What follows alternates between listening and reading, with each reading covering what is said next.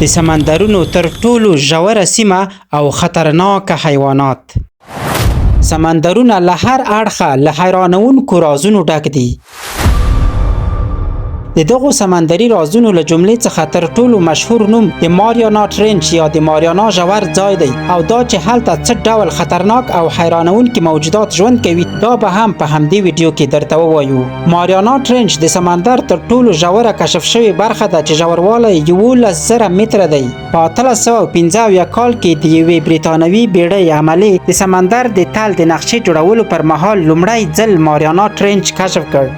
هغه بیړۍ چې دا سیمه یې کشف کړه وروسته د HMS چلنجر په نوم ونومول شوه. بیا په 1951 کال کې HMS چلنجر دوهم ځل ماریانا ټرنچ وڅېړه. د دې ځای کشف نړۍ حیرانه کړه، ځکه انسان د سمندر داسې ژورو ته رسېدلی و چې هلته بشپړ تیاره وه او د اوبو فشار تر 14,000 PSL پورې رسېده، چې د عادي فشار څخه 1000 چنده زیاته ده. دا فشار دومره قوي دی چې هر ډول شی، حتی د مرمۍ ضد موټر هم په څو شیبو کې له منځه وړلی شي. خو تر ټولو حیرانونکې خبره دا ده چې د دې سخت فشار او تیارو باوجود هلته ژوند شته. تر اوسه په ماریانا ټرنچ کې نږدې 15,000 بیلابیل ژوي لیدل شوي، چې ځینې یوازې همدلته پیدا کیږي. ځینې خلک باور لري چې د سمندر په دې ژورو کې یوه بله پټه نړۍ هم شته. ان ځینې نظریې وایي چې د نړۍ تر ټولو لوی او خطرناک شارک میګالډون ښایي لا هم د همدې ژورو په تیارو کې ژوندی وي. د سمندر له سطحې 2 کیلومتره ښکته د لمر رڼا په بشپړ ډول ختمیږي او سمندر توره تیاره کیږي. په همدې تیارو کې ډیپ سی ډراګن فیش ژوند کوي. دا کب لومړی ځل په 1916 کال کې کشف شو.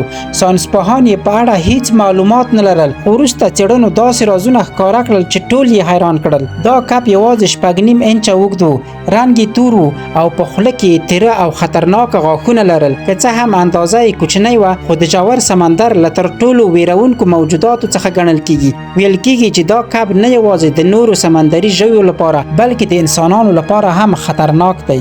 په همدې تیارو کې د شارک یوه بله نادره ډول هم ژوند کوي چې فریلډ شارک بلل کیږي.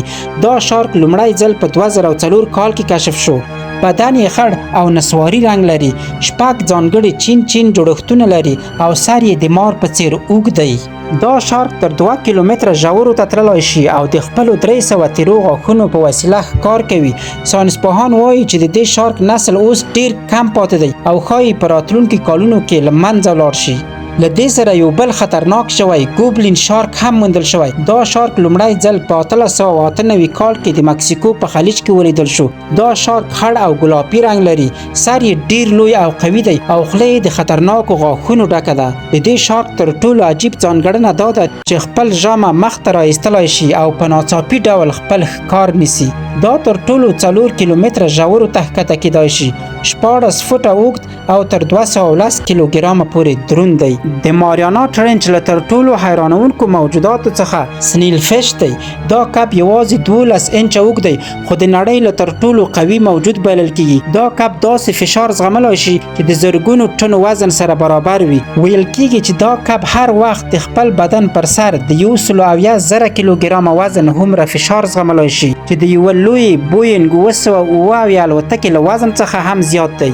دا کب سپین او شفاف کاري، ځکه ورته ګوسټ فیش هم وایي. تر اوسه دا د نړۍ هغه وروستی موجود دی چې د سمندر تر ټولو ژورې برخې کې لیدل شوی. ماریانا ټرنچ یوازې خطرناکه ژوي نه لري، بلکې ځینې حیرانونکي او ښکلي موجودات هم پکې شته. د 3 کیلومتره ژورو کې ټیلیسکوپ اکټوپوس ژوند کوي. دا اکټوپوس شفاف بدن لري، 8 بازوګان یا لاسونه لري او په بدن کې عجیبه رڼا ځلیږي.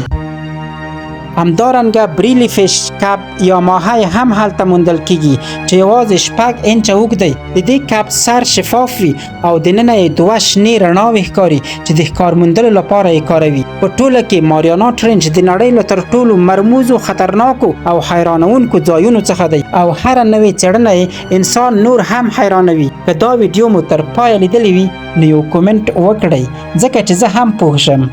مننه.